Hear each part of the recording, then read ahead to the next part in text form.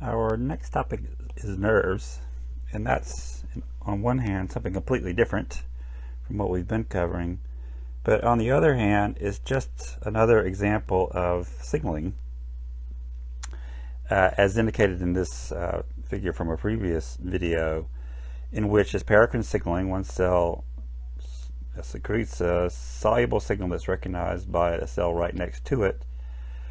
The signal in this case would be a neurotransmitter, and the receptor would be a neurotransmitter receptor. So if we kept going in that vein, then we could go back to another figure from a previous lecture. And this is that type of receptor that I said we would talk about later. So this is an ion, and this is a neurotransmitter receptor that is closed until a neurotransmitter comes along, and we really definitely need a different color for neurotransmitters than blue. So they're going to bind here on this neurotransmitter receptor, thereby, in this case, opening the type of receptor that is involved in this type of communication such that ions move across in one direction or another. That would be the receptor component of the cell signaling. And if we take that one step further, we can talk about the type of receptor this would be to make the point that this is not something that we've already covered. This is a different type of structure. They're not all the same, but they are similar in that they are oligomers of usually 4 or 5 subunits, and it's usually a heterooligomer. So in this case, this is actually the acetylcholine receptor. There are 2 alpha subunits, a beta, gamma, delta subunit, and that's not an uncommon arrangement.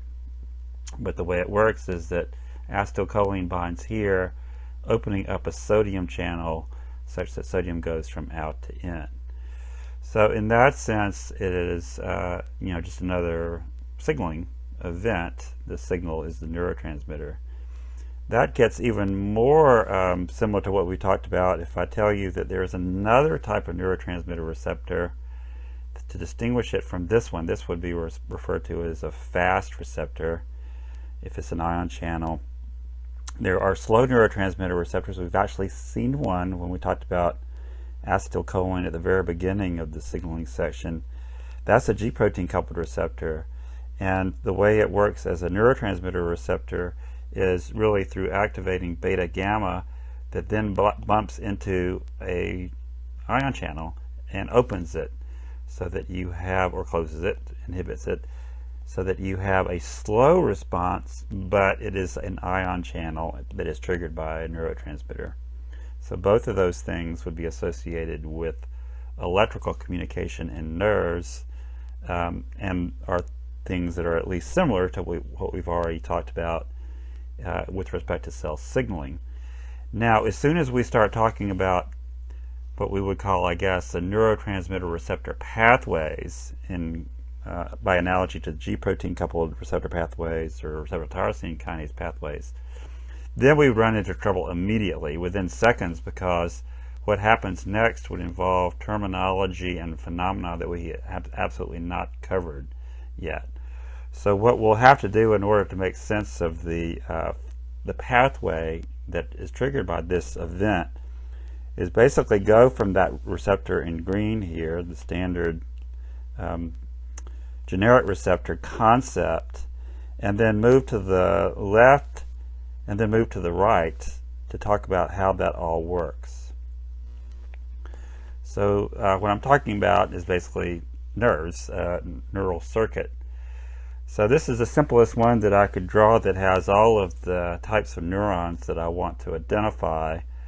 And where we were on the previous slide is right here. So that neurotransmitter receptor in green would have been plugged into this part of the diagram here, and also at every other similar junction in this circuit. So what is shown here is a process by which something is sensed and then converted into muscle contraction, usually very quickly.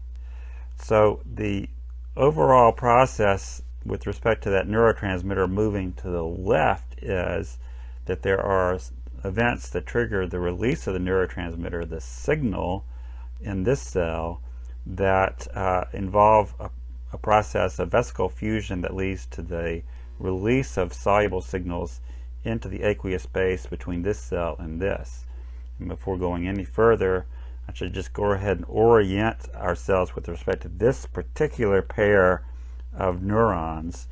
We would define these things as presynaptic over here and postsynaptic here, and this would be the synapse.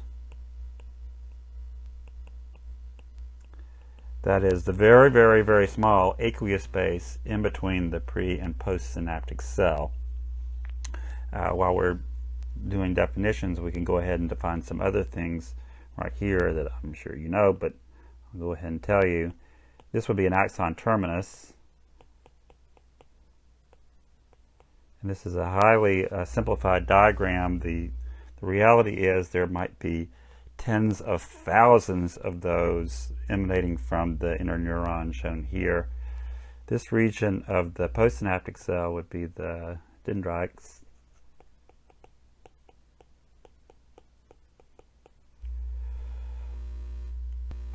And the method of communication would involve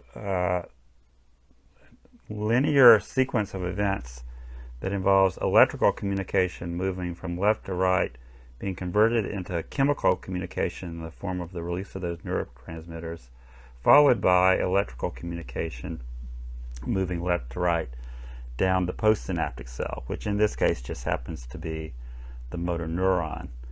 So there are some things that we can say about this neural circuit even if we didn't know anything else about it. And the first has to do with what we would observe if this circuit wasn't doing anything. So let's just imagine that this particular sensory receptor that I drew as a black box, I'm really not trying to be anatomically correct anywhere here, but for sure sensory receptors are not boxes. But this is meant to indicate any type of sense detection, sight, smell, touch, etc., etc. So in the absence of any sensory event, let's say this is a touch receptor and nothing is touching, then we can be pretty confident in our estimation of the nature of the potential in this cell and this cell and this cell. And they would all have a lot in common. They are not active at this stage, so they would exhibit what's referred to in the business as a resting potential.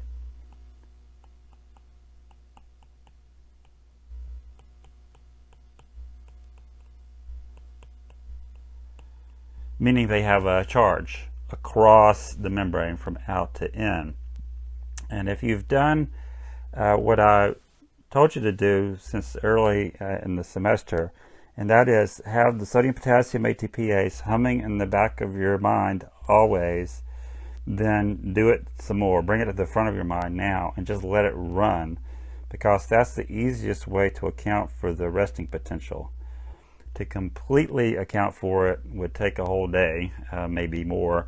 But there's a simplification that you can make that'll get you 90% of the way towards understanding why it is what it is.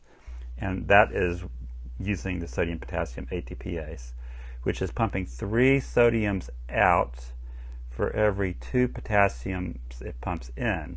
So if you let that run, then there'll be more positive charges outside than in. Now it so happens that in the convention of physiology, positive out is defined in terms of negative numbers. So if we say that the resting potential is minus, let's just call it 50 millivolts, just to take sort of an average value, particularly in mammalian cells, then what that means is that the resting potential is 50 millivolts big, and the minus means that there's more positive charges outside than in. So if you think in terms of the sodium-potassium ATPase working, then that makes sense, right? All right, so the other thing that thinking about the sodium-potassium ATPase will help you to remember is the patterns of ions inside and outside these neurons that contribute to the resting potential and also are going to be very key in terms of understanding how signaling is done from the postsynaptic cell, from the presynaptic cell to the postsynaptic cell. So the resting potential is a reflection of the fact that with the sodium potassium ATPase humming along and so-called leak potassium channels that I'm not going to talk about at all, you have a arrangement of ions across neurons that is going to be characterized by higher sodium out than in, which we've talked about a lot already, and that's characteristic of mammalian cells, period. Potassium is the reverse, so potassium in is going to be greater than potassium out. So just memorize those, and then after that, everything else I tell you, every other ion I tell you, is going to be like sodium, more out than in. That might help you remember things. So we only really have two that we need to account for other than sodium and potassium, both of which are going to come into play later. But there's more chloride out than in, and there's more calcium. There's a lot more calcium out than in, and we've already talked about that a lot. So I don't think you'll have to memorize that. But basically, if you remember potassium in and everything else is greater out than in, then you'll be fine. Okay, so let's just real quickly smack this touch receptor over here, and of course within a second this muscle over here is going to contract as a result of that. But if we measure what's going on, say here in this interneuron down the axon, milliseconds after we smack it, then there's going to be a very, very characteristic sequence of events that we can plot graphically by putting time on the x-axis, and again this would be measured in milliseconds, and then put the potential over here on the y-axis. Potential.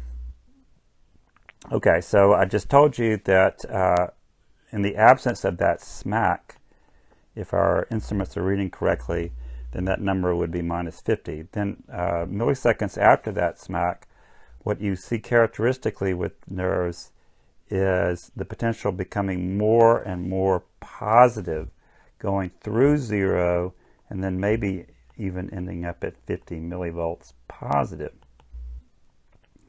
That's followed by a reversal of that pattern such that the potential becomes more negative, more and more negative, maybe even overshoots the resting potential and then eventually comes back to it.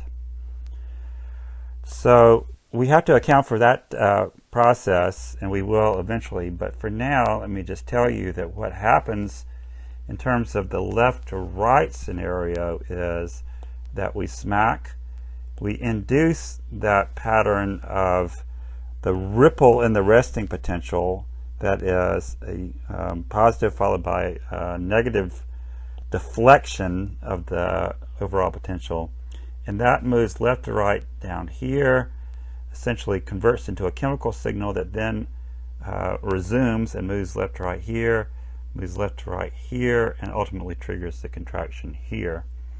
And then the other sort of general statement we need to make is that we can make sense of this process if we imagine zooming in on this region right here and examining what the molecular composition is in that region. So if this is the axon, this would be out, and this is in, essentially the cytoplasm of the axon, and this is out again on the other side. Then what we would see, just on one side of the membrane, well, we can put them on both, is a pattern of ion channels that's very characteristic.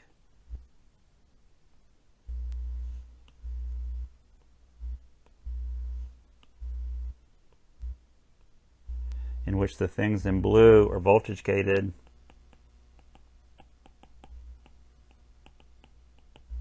sodium channels, and the things in purple our voltage gated potassium channels. On and on and on along the length of that axon. And then once we get actually to the tip of the axon terminus, then we need another color. Let's make it green, because there's going to be another type of channel sitting right here, and the green thing is going to be a voltage gated calcium channel.